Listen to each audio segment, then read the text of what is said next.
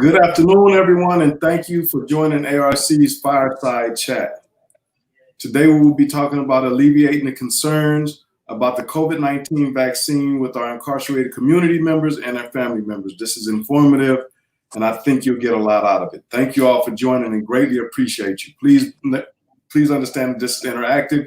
If you have comments on Facebook, Instagram, or Twitter, please send your comments, and as time permits, we will speak directly to you. I want to welcome two amazing human beings to this show. We'll be talking about today, discussing a recent trip into Lancaster State Prison and the general atmosphere inside around COVID-19 and the vaccine. I want to welcome Jacob Brevard, ARC's Associate Director of Inside Programs, and Louie Brash, Prison and Restorative Justice Reform Advocate, two great, amazing human beings. Jacob, can you introduce yourself? How are you doing today? And what is your work with ARC? Hello, everyone. My name is Jacob Brevard, and I'm the Associate Director of Inside Programs for ARC. I'm doing extremely well today, Sam, and I'm looking forward to the conversation. Thank you. Thank you, Jacob. Louie, could you introduce yourself? How are you doing today? And how long were you inside? And how long have you been home now? So my name is Louie Brash. And Sam, thank you for the warm welcome. I was inside for 25 years. I was arrested in 1995, given a sentence of life without parole as a juvenile, and I was released April 10th, 2020. So I've been out about 9 months and feeling good, super excited about today's conversation. Just thank you for having me. Thank you for joining. And again, welcome home. Hello, Erica. We see that you've joined. And know that Tony's with us. Tony is Erica Quinn is the wife of Tony Quinn, one of our brothers that's inside. Louie was on the yard with him not too long ago. So we understand the concerns and reservations coming from our incarcerated community members inside institutions and our loved ones about the COVID-19 vaccine. At the same time, we believe many more people should be released from custody. In the meantime, we want as many people in our community and members inside to be protected from this virus. So that's vitally important to us. Understanding how do we protect ourselves from a virus, everything from out right now, wearing masks, using hand sanitizer, washing hands, social distancing, and trying not to actually be in any large gatherings as much as possible. Jacob and Louie, what was the occasion for you just this past Wednesday to go into California State Prison, Lancaster? Go ahead, Jacob. Go ahead. No, go ahead, Louie. So we wanted to go in to do a PSA, a public service announcement about COVID-19, because we just wanted to educate the folks on the inside and bring them hope, and so they can make informed decisions about taking the vaccine and keeping safe. And my main thing is I wanted to go back in and see my brothers and give them that hope, Jacob?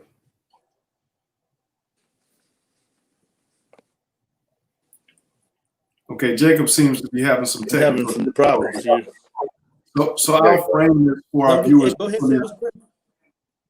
I'll frame this for our viewers so that our viewers can fully understand. So we had been hearing that many people inside of the system, our community members that are currently incarcerated, had many reservations in regards to the vaccine. We also know that right now in the Department of Corrections in California that COVID is raging in a number of institutions. As of today's count, when I checked the website, 170 people had died that were in custody and 16 staff members had died.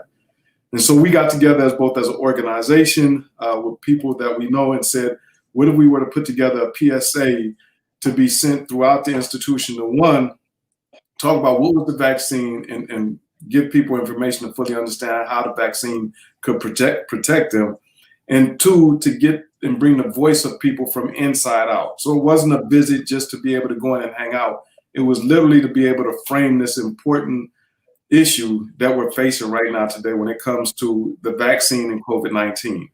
It is our hope, and we believe that this PSA that we created while inside on A Yard at Lancaster Prison will be shown throughout the Department of Corrections and in every prison across the nation in order to inform people that are inside what the vaccine is. And so that was the purpose of going in.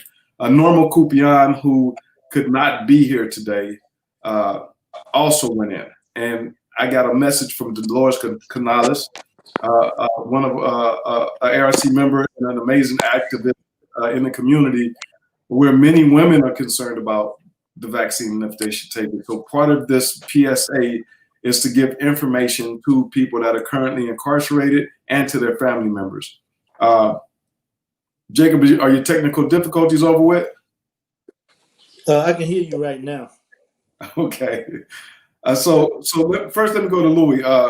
This was your first time and since you've been home going back into prison. What did it feel like and what was going through your mind when you walked back into Lancaster prison after being gone for so long? I mean,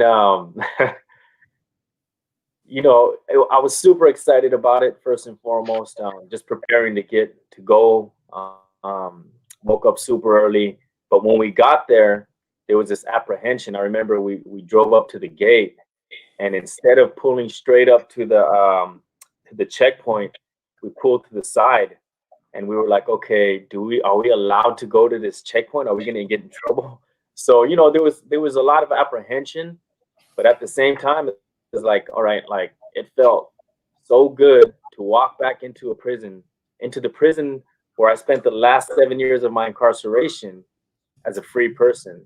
And, you know, the just walking through the gates as a visitor, you know, that was just like, okay, this is mind blowing. I'm walking through the institution on the other side of the fence, walking through places where I've never been before, and seeing all the staff that you know, like I worked for under employment in there, or just that they were my housing unit officers, and they're all seeing me, not recognizing me at first, and then they're like, oh, what, you know, and then they're welcoming for the, you know, giving me hugs and handshakes, you know, just the dignity of being treated with dignity, you know, as a free person, just walking in there and just knowing that I'm going to go back to the very yard that I just paroled from, to give this message and to educate and to inspire. I mean, it was just mind blowing. You know, I'm still trying to process it, to be honest with you. Okay. Thank you, Louie. Jacob, I have a question for both you and Louie, but I'd like you to go first, Jacob. You all had conversations with a group of people, of citizens that are currently, community members that are currently incarcerated on the yard. What stood out to you most of what our brothers were saying about COVID-19 inside the prison? And Louie, I'm gonna come to you with the exact same question.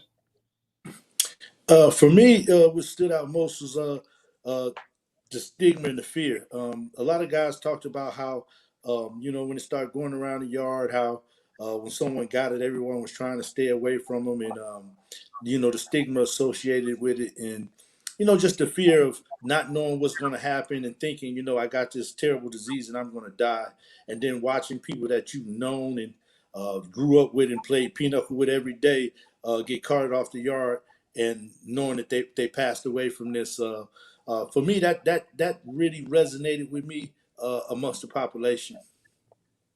And Louie, same question to you. What stood out to you most as you talked with the brothers that are inside? And we talked a little offline before we started the show. Of the group that you spoke to, how many had actually had COVID-19? So from the group of men that we spoke to, I believe it was like a group of 10, all of them but one had been exposed and gotten sick from COVID-19, just in that group. And that's not counting the number of positive COVID-19 cases on A yard alone, and more specifically in 5 block. It's a huge outbreak.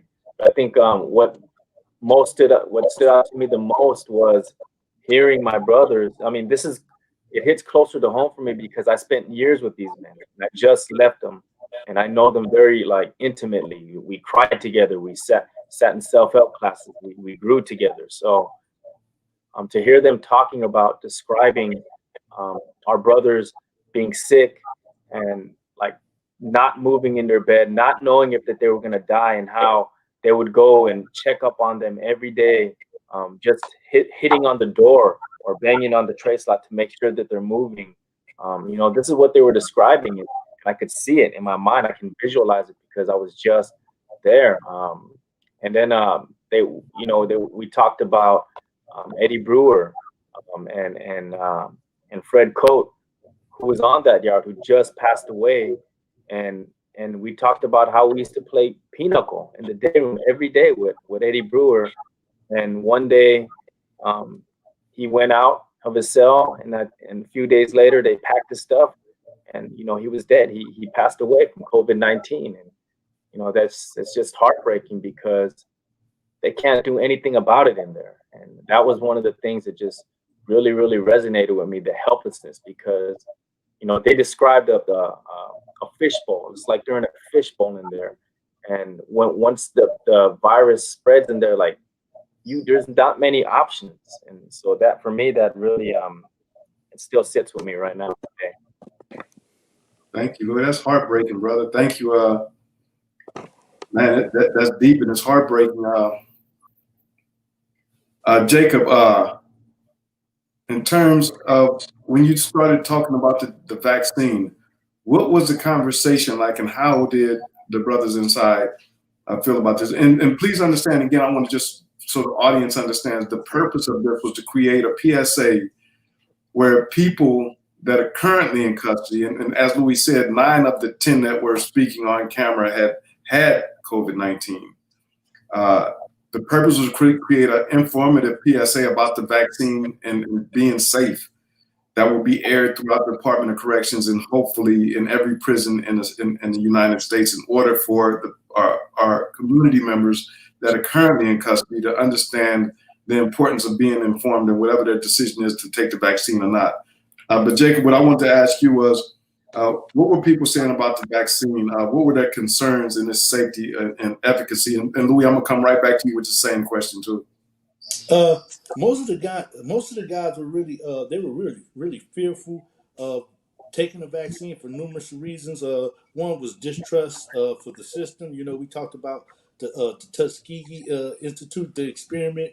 We talked about how a lot of people in their situation has been used as guinea pigs by the medical profession. There was also just a lack of knowledge as to what COVID-19 really was and what the vaccination does. And it was really heart-wrenching to hear guys say, that I took this stuff for a joke until my aunt or my sister or my brother passed away from this.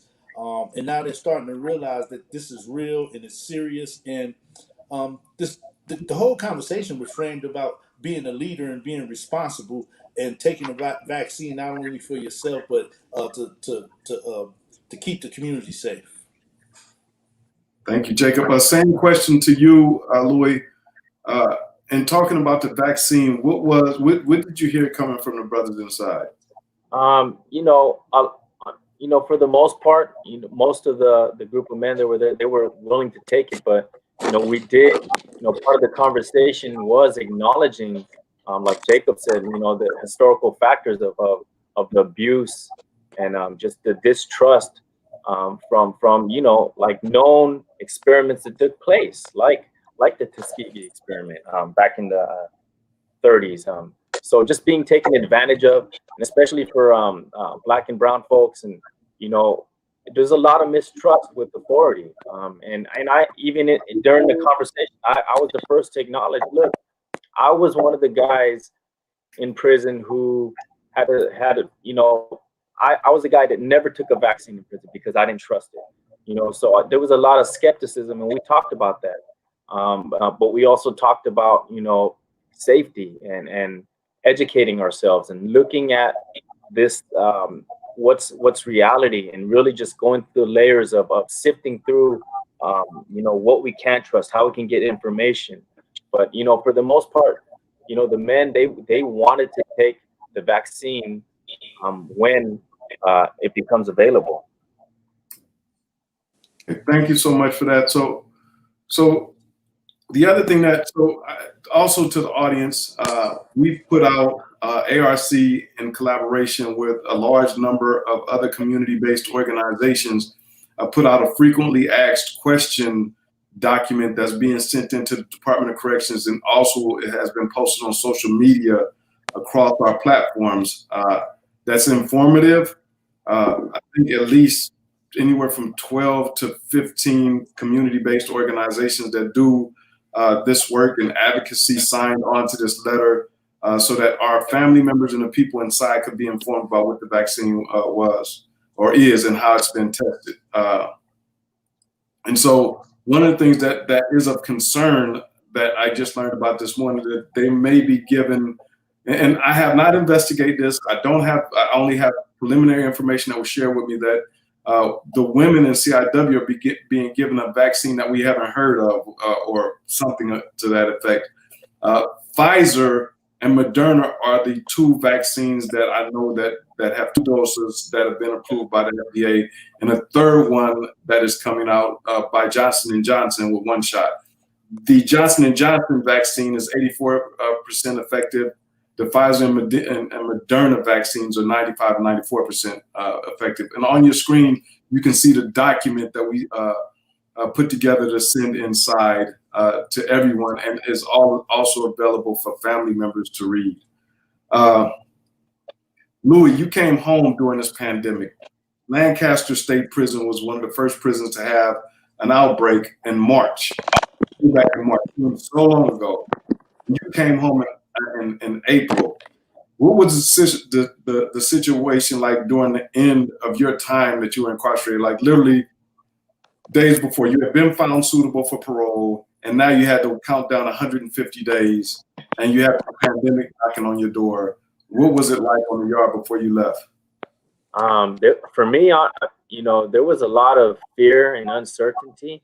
I mean, I remember watching, my last 2 months, I remember watching on the news, they were talking about the COVID-19, and I didn't take it seriously in the beginning. Then I started progressing and getting worse and more cases, and the media started, doing a lot of coverage over that topic. And then it started getting, things started changing in prison. They started shutting down programs slowly by slowly. And then one day, they just shut everything down. They locked everything down, canceled visits, canceled all volunteers, canceled all self-help programs, canceled school. So that's when that happened, I was like, okay, this is serious. And there was a lot of fear for me. I was concerned about what kind of world am I going to step into? I can't see my mom. I'm not going to allow her to drive up here. She's 74 years old on my release date. And I was in fear of my mom, my family, and just, the community. What is it going to be like for the community members in there? And what is it going to be like for the brothers in here? I'm leaving. What if there's a huge outbreak in here? How's it going to affect my brothers? So, it was a lot to deal with, and it was just mixed with this sense of joy that I was going home, but also with, this, and a sense of sadness from knowing that my brothers are going to have to stay in prison with no visits. They took away visits, and, and just this, and how, it would be so vulnerable to being exposed. And I knew before I left that, people were going to die. People that I knew in there, I knew that people were going to die. That was hard. And it's still difficult, to think about. So I would like to point out that I'm not sure the number of people that have died from COVID-19 across the United States and the state of California and in the world. But I do know, my information has told me that from the Pfizer and Moderna vaccine, no one has died from the vaccine. And so that's one thing to look at in terms of vaccine versus taking the vaccine versus not taking the vaccine. I personally will be taking the vaccine when it's offered. I'll be on camera if need be. I do it for a couple of reasons. One, I have tested multiple times to make sure that I have not caught COVID, but I've also had close friends that have caught it, and I had one friend pass away from it. Secondly, my mother, who's 82 years old, is really sick right now. And if taking the vaccine, but one of the things they said, it does not stop you from spreading the virus if you take the vaccine, but it will protect you from getting really, really sick from my reading and research. One of the things that we asked the CDCR, we sent a letter into the governor and the CDCR. We were asking that the vaccine be made available to the population in the first phase, which is being done. We're in the first phase now. The second thing that we asked of the Department of Corrections and the governor was that if people inside did not want to take the vaccine, that they should not be punished. And as we understand it, also on the CDCR website, you'll find that you will not be punished, but you will have to sign a form saying that you don't want to take the vaccine. That was what we believe was the best thing to do, to advocate for the vaccine to be made available immediately. Although we like to see more people come home, but we also want people just to be safe and to survive this pandemic. So that's the letter that's on the screen now. It was signed on to by a number of organizations you can see there. And now, as of today, I believe it's a total of 21,794 people in the Department of Corrections have been vaccinated. Of that number, 19,351 are staff, and 2,443 are people that are in custody. So the vaccine is, and those are the ones that are most at risk that are receiving it first in the hospital prisons.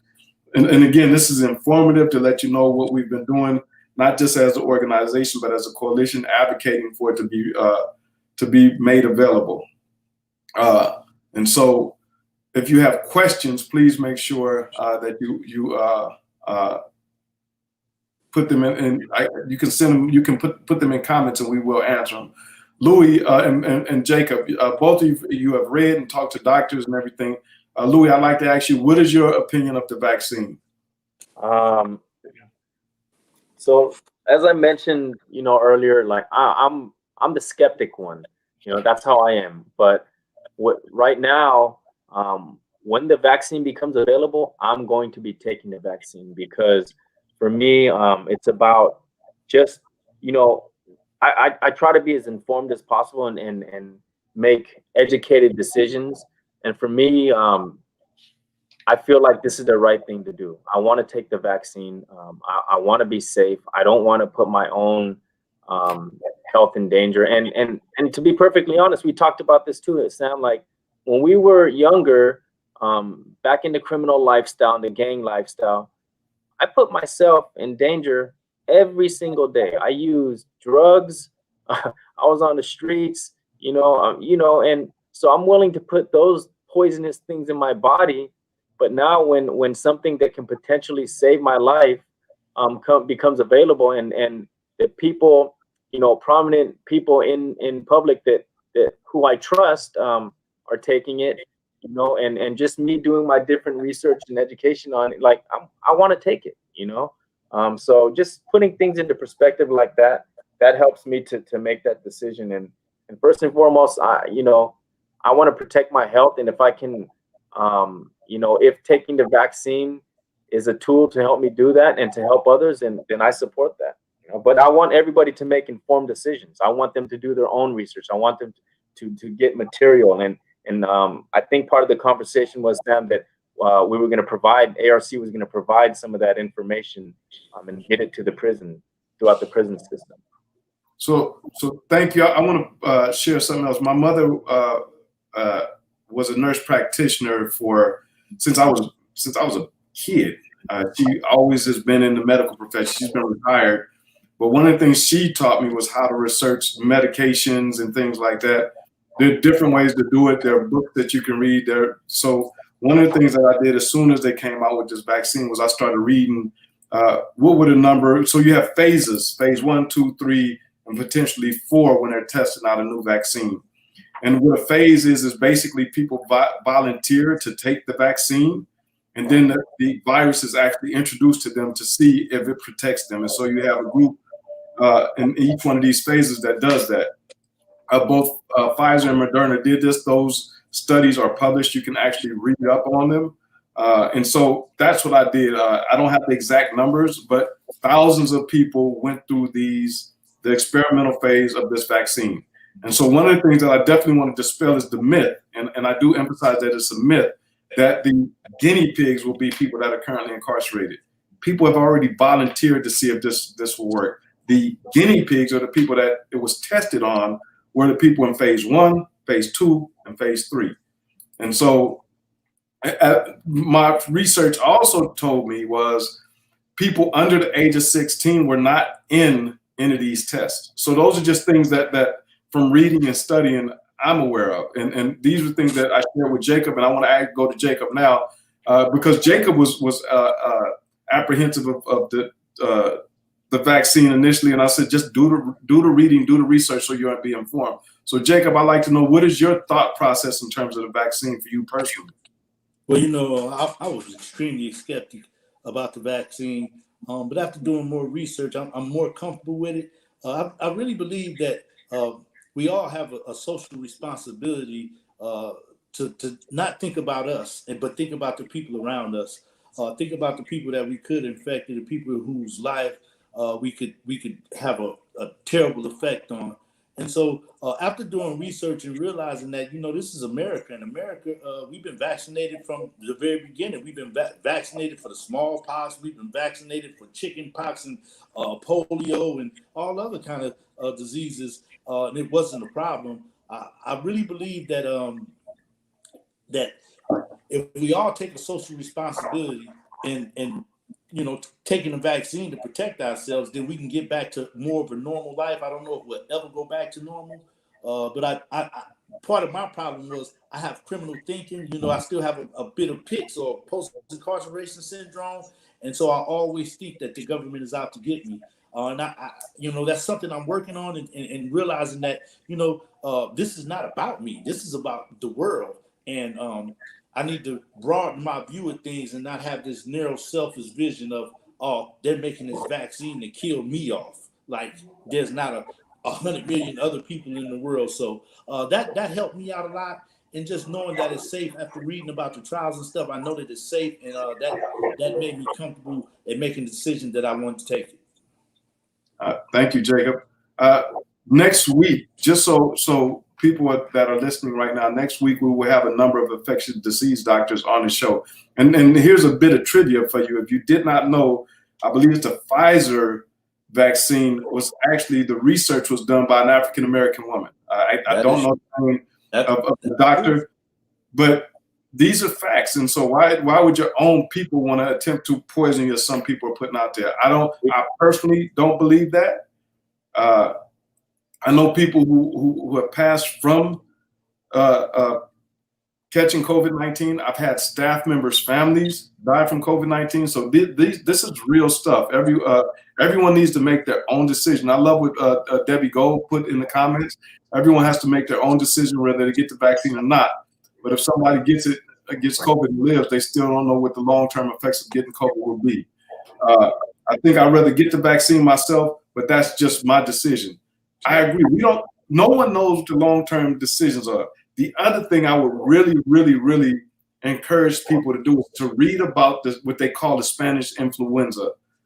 This was the last pandemic. It was the flu. It was the flu, and it was killing people. And guess what we have today? Flu shots, which is a vaccine. And so every year people get flu shots. And literally, if you go back and you look at the imagery on Google or any of the old pictures from when the Spanish influenza was raging through around the world, they did the same thing. They were wearing masks and they were doing all of the things that we're doing now until they got a vaccine. It took them 30 years, I believe, to actually get the vaccine. But you also have to take into consideration, because people have said, well, it takes 30 years to get a vaccine or to invent a vaccine. Don't forget, with the advances in technology and the fact that we've now mapped the human genome, figuring out a vaccine won't take us 30 years. You're talking about, I think it was 1919 or 1918 when the Spanish flu hit. That's a long time, and the advances in science and medicine have come a long way since then. Louie, you mentioned something else when we were talking earlier. Could you share what the guys inside were describing when they were seeing people not being able to breathe and being on some of the ventilators? You know, they were just describing like this, you know, being inside the cell block, not having, you know, with their movement really restricted, and just watching like one by one, you know, their brothers being exposed to COVID. Literally, I think in 5 block, Sam, almost every cell in 5 block was exposed. And, you know, a lot of their concerns too was, you know, they themselves being exposed, and then having to, like, and a lot of the folks in there, they had, you know, there was a lot of elderly people with pre-existing conditions. It's a medical facility. And so they were worried about, okay, I have COVID, I test, so now I have to go back in the cell with my cellie who, you know, I can give it to him, and chances are he's going to get it, and, you know, he may die because he has these existing conditions. So they were describing like this psychological anguish, and just the physical, like really describing how badly they got sick. We're talking about to the point where they couldn't move, difficult to breathe. Tyson Atlas mentioned that he thought he was going to die. He really thought when he was sick, lying in his bed, that he was going to die, that he was not going to make it.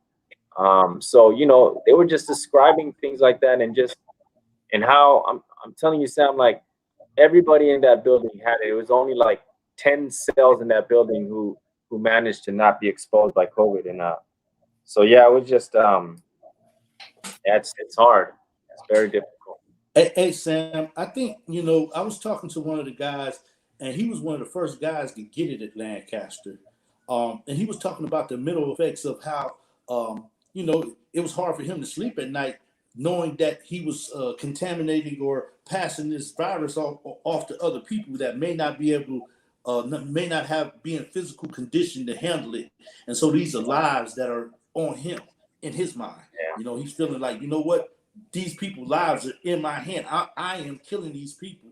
And then he talked about how he woke up at night and he would go, and he was in a dorm setting, and he would go on an older guy because he wanted to make sure this guy was alive. You know, the guy's laying there, and he would go to sleep, and he would kick on his bunk and wake him up like, man, I hope this guy's still breathing. And to me, that was really, really like heart-wrenching to just know and imagine the stigma that you have to live with when you're already in prison trying to make amends for other things you've done, and now you have all these other people that you're putting at risk, and you're taking responsibility for their lives. So there's a lot of aspects to this COVID-19 situation while people are incarcerated.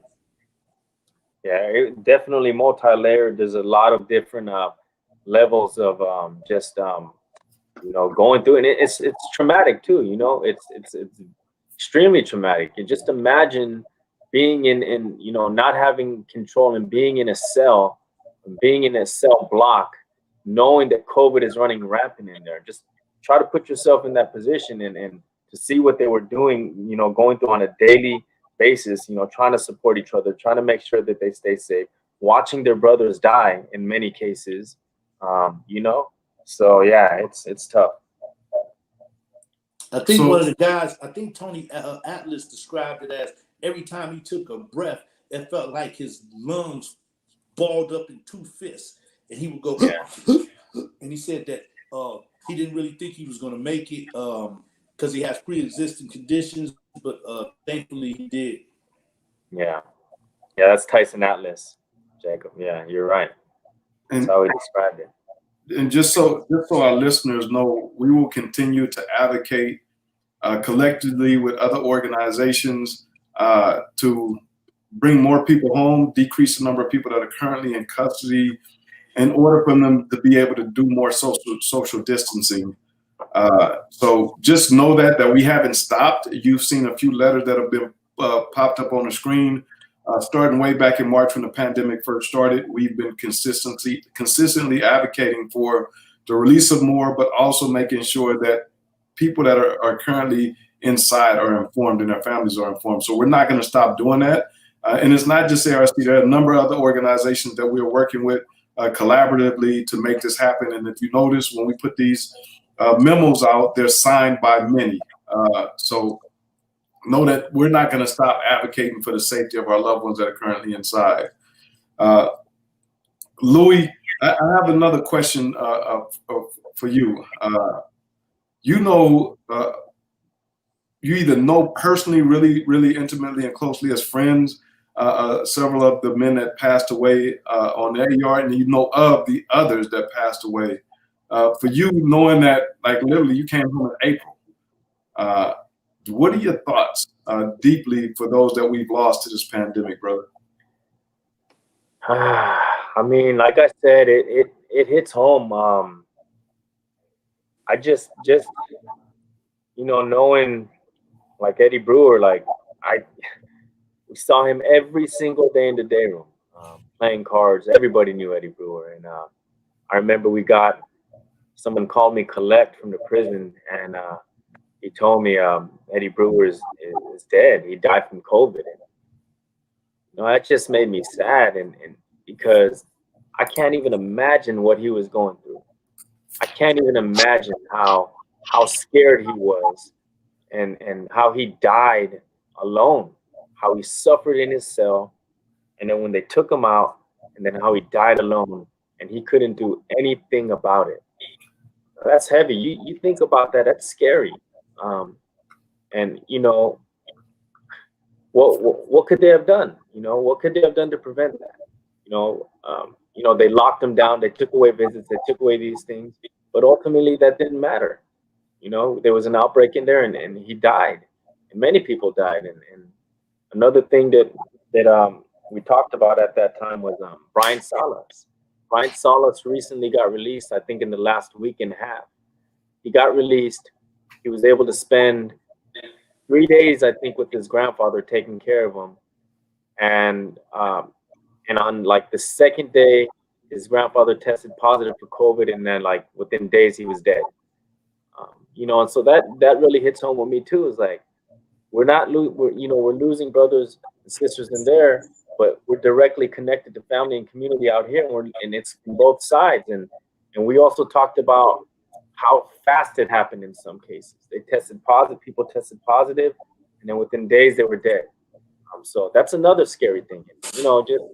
Just thinking about that, it's scary. And that's why I do my best to be safe. I think about my family a lot. I think about the brothers and sisters, and they're a lot, and it's tough. Thank you, Louie. I think it's important, and hosting a discussion such as this is important, because one of the things that we want to make sure that's pushed out for those that watch, because we will also post this on our YouTube channel. We want people to understand that these are our community members, these are our family members, these are human beings that deserve the opportunity to live. Yes, they've, in many instances, just like me, Louie, and Jacob, have made bad choices, but now look, we're back home now. We're giving back to our communities. We were held accountable for our actions, but then ultimately we were released. And that should be what we're looking at. How do we bring home more people? This brings me to thinking about what they call violent offenders. Each one of us, Jacob, Louie, and myself, will be considered violent offenders. And we would not be in the conversation of what they call early releases. They're not early releases. They're not. When you have a person that's been sentenced to 15 years of life and they've been in prison for 30 years, it's not an early release. It's not. When you have a 71-year-old that has underlying conditions that's not a threat to society, it's not an early release. In our country, we need to stop and think for a moment. Instead of wanting to be punitive and punish people, look for the redemptive spirit in people. Look for the good in people. Right now, we have the opportunity, I think Erica said this, as few free people, free community people, we can get up right now, go to the hospital, we can go find out how to get the vaccine, we can drink tea, we can do all of the things we can to protect ourselves, but our family members that are inside can't do that. They can only do what's allowed for them inside the institutions. And so when we look at this, we want to make sure that people are informed, that we put out facts. Could my staff put the letter back up for the Q&As that we sent into the institutions. We'll be posting this again on all of our platforms. We will share it. If you want it, we can email it to you. These are the facts for questions that are frequently asked questions about COVID-19 and the vaccine. So literally, you can go to our website and you will find this. And if you look, there are at least 15 to 20 organizations that do criminal justice reform that signed on to this. We read it, we helped edit it, we support it, and we know that these are the facts. We're never going to put anything out there that's not going to protect our loved ones, as we were once incarcerated ourselves. Our fight is to free people that are inside.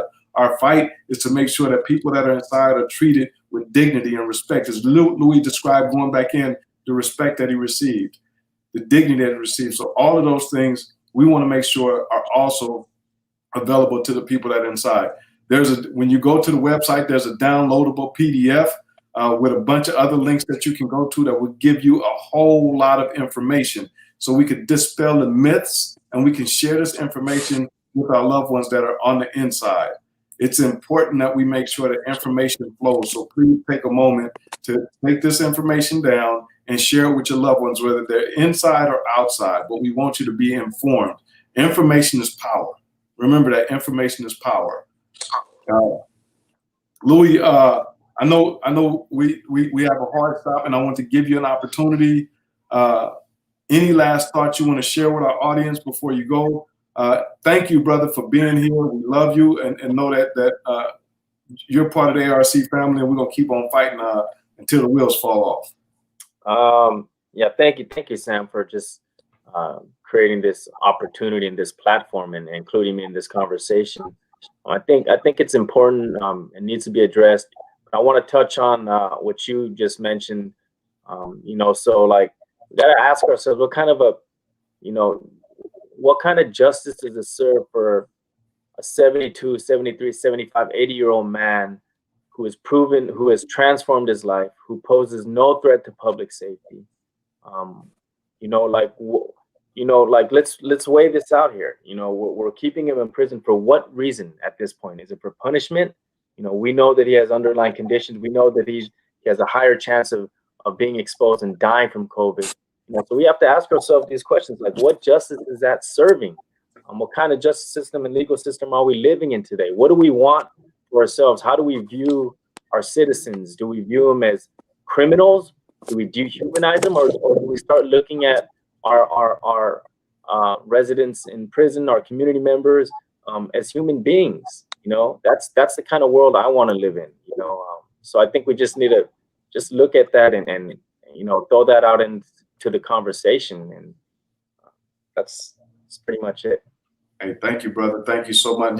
You can't see it, but I see a bunch of people saying thank you to you, Louie. And you could go back and look at it on Facebook. But thank you for that insight. Jacob, you want to last thoughts for our audience?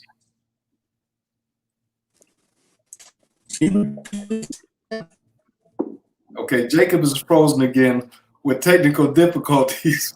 Jacob, we got to get you better Wi-Fi, because right now you just had this mean look on the screen. When you're able to, I'll come back to you for last thoughts. I'll share my last thoughts right now. Is I want to echo what Louie said. People that are currently in custody are not bad people. They made bad choices, just like I made a bad choice. But I was given a second chance to come home. And from the day that I came home over 9 years ago, all I've done is give back to my community and help others, young people and people that are coming home. And I'll never stop doing this. But I'm not unique. There are others just like me. There are thousands of others just like me deserving of a second chance. And I would ask that those files be looked into, and you can tell when a person is ready to come home. And there are thousands of people that are ready to come home. Let them come home. This violent offender piece is not something that was a violent act, just as I committed a violent act, but I'm not a violent person. And so I would ask that those files be looked into. When we look at the people like the 71, 72, 73-year-olds that are inside, look into their files. I also want to make sure that everyone that's listening understands that we have not forgotten the women that are incarcerated.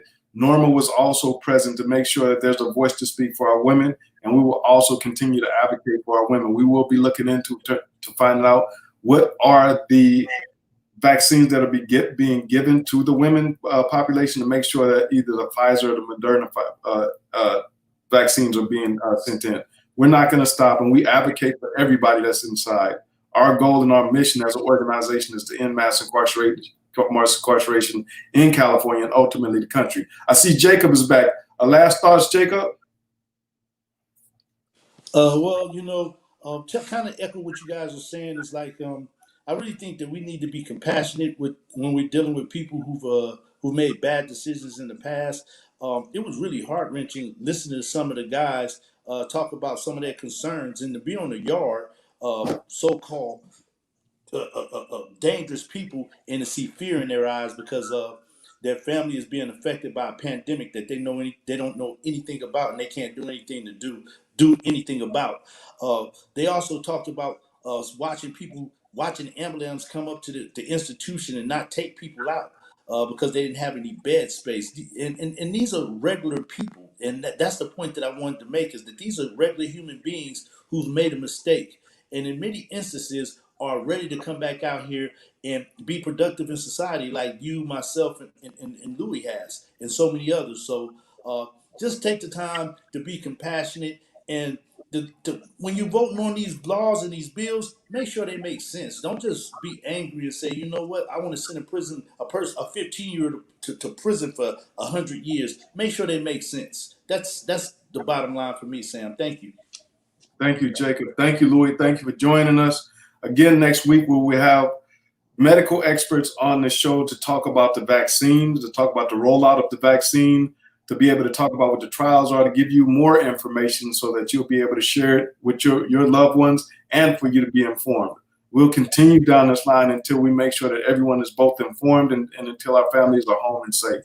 For the rest, please take care. God bless and stay safe. And we'll see you next week.